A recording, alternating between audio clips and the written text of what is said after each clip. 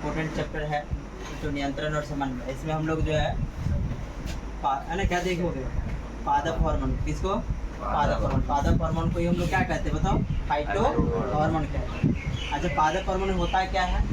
अरे पौधों में जैविक क्रियाओं को है ना के बीच है ना, पौधों की जैविक क्रियाओं के बीच समन्वय स्थापित करने वाले जो रासायनिक पदार्थ होते हैं उसको हम लोग क्या कहते हैं बताओ? पादप हार्मोन कहते हैं। क्या कहते हैं उसको?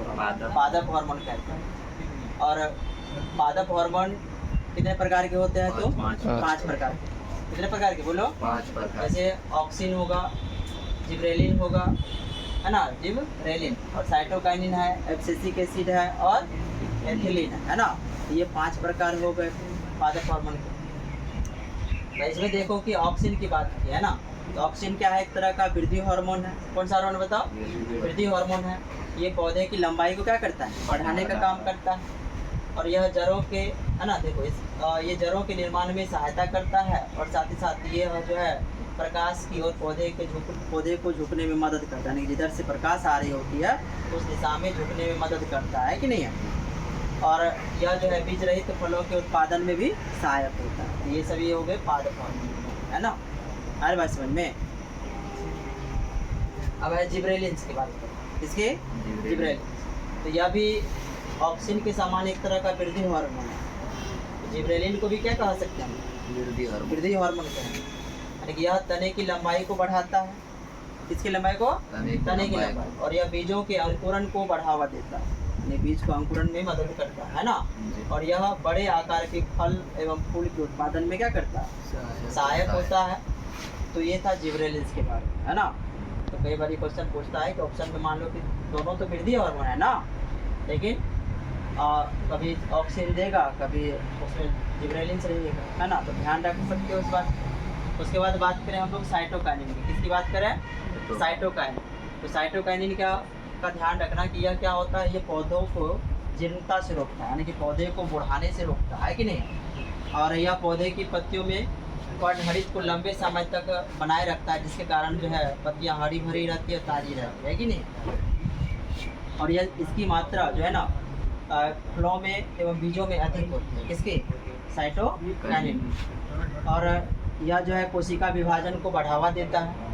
कोशिका विभाजन इसमें भी होता है, ऑक्सीजन में भी कोशिका विभाजन और होता है ना, ध्यान रखना। और नई कोशिकाओं और कलियों के विकास में भी सहायक होता है, यानी कि नई शाखा है ना, नई शाखा कोई बने, जैसे पादप में कोई नया शाखा बना उसका, और जो कलियों के विकास में क्या करता है? नई शाखा और कलियों के विकास में क्या होता है? ये सहायक होता है। कौन सा? साइटोकाइनिन। याद रहेगा। उसके बाद है एब्सिसिक एसिड। कौन सा है?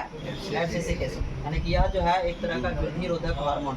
ये क्या करता है? ये ऑक्सिन और जिब्रेलिन के प्रभाव को उलट देता है ना। जहाँ पर ये वृद्धि करने वाले थे यहीं पर ये वृद्धि को रोकने वाला हो गया है ना।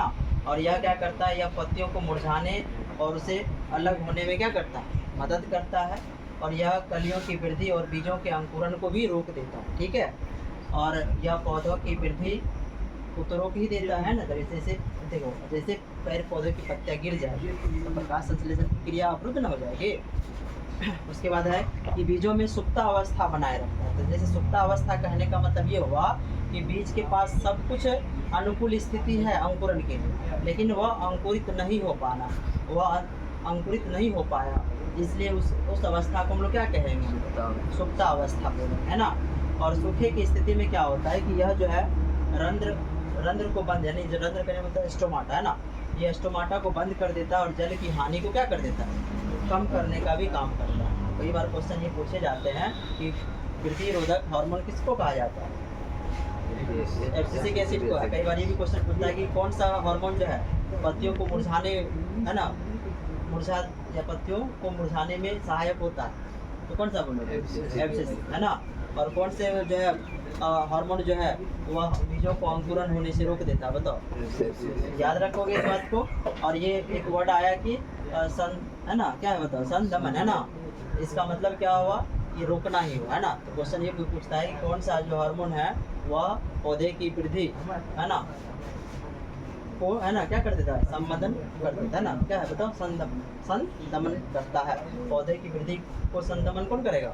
Abscisic acid. तो ये वर्ड भी थोड़ा सा याद रखना है ना। अब ध्यान दो यहाँ पर।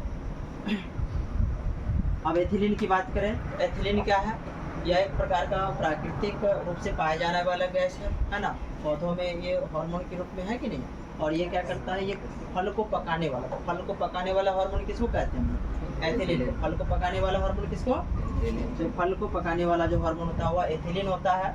और हरे फलों को कृत्रिम रूप से पकाने के लिए हम लोग एसिटिलीन, है ना, मतलब ये एसिटिलीन प्रदान करके जो हम लोग पका सकते हैं हरे फलों को। जो हरा फल होता है उसको लाओ, उसको क्या करो, कृत्रिम रूप से एसिटिलीन, है ना, एसिटिलीन गैस दे दो और तो देखो कि वह क्या हो जाएगा, पक जाएगा, है ना। वैसे हम लोग जो कार्बेट से भी यूज करते हैं, जैसे कैल्शियम कार्बाइड होता है ना, जैसे उसको देखा होगा कि हम लोग फल को क्या करते हैं, मिट्टी के अंदर दबा देते हैं ना। तो मिट्टी के अंदर दबा दी तो वहाँ पर नमी मिलेगा, उसको नमी मिलेगा, तो वही बात हुआ कैल्शियम कार्बाइड को हम लोग जल के साथ अभिक्रिया करके वह एथिलीन गैस देता है। तो जैसे कार्बेट का नाम सुने हो ना, जैसे उसको रखोगे, है ना, मिट्टी के अंदर रख देते हैं ना हम लोग, उसका छिड़क के उसको मिट्टी से मतलब ठोक देते हैं, है ना, क्या होगा उसका कंडीशन, तो वहाँ पर नमी मिलेगा, उसको नमी मिलेगा तो जल से अभिक्रिया करके कौन सा गैस देगा, बताओ, एथिलीन गैस। तो ये फल पकाने वाला हार्मोन है। तो क्या ये बात ध्यान रखोगे इतना? इसमें से आपको क्वेश्चन रहता ही है। अच्छा, एक बात और बतानी थी कि जैसे यहाँ पर IAA ये